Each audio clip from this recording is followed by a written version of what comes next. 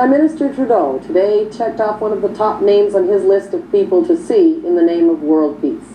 As you saw on the National, the Prime Minister discussed his peace initiative with President Reagan in Washington.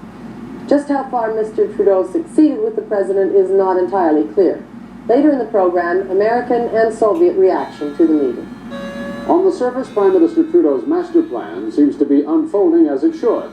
In public, official Ottawa is all smiles.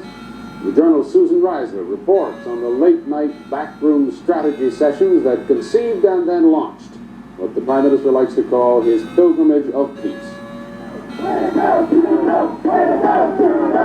Pierre Trudeau may be pulling into the last stretch of his reign. A pauper in the polls, Liberals now see him as a Prince of Peace, darting to capitals around the globe, conferring with the brightest on disarmament.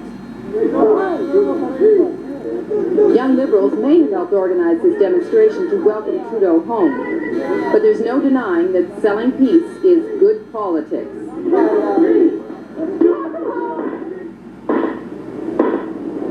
In New York, before the General Assembly in all-night session, the Canadian Foreign Minister made his historic suggestion for a United Nations army.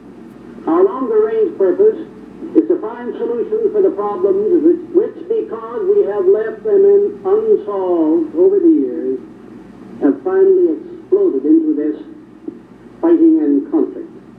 Not since the Suez Crisis has Canada tried to play such an important mediating role. 27 years later, the stakes are even higher. It's not yet clear whether Trudeau can follow in Lester Pearson's footsteps, but it is clear he has been preparing for this role for years. As early as 1978, he came to the United Nations to propose suffocating the development of new nuclear weapons systems. In 1982, at the Special Disarmament Session, he repeated his warning. I believe that we cannot wait much longer if we are to be successful in foreclosing the prospect of space wars. The peace debate found other platforms, like Indiana's Notre Dame University.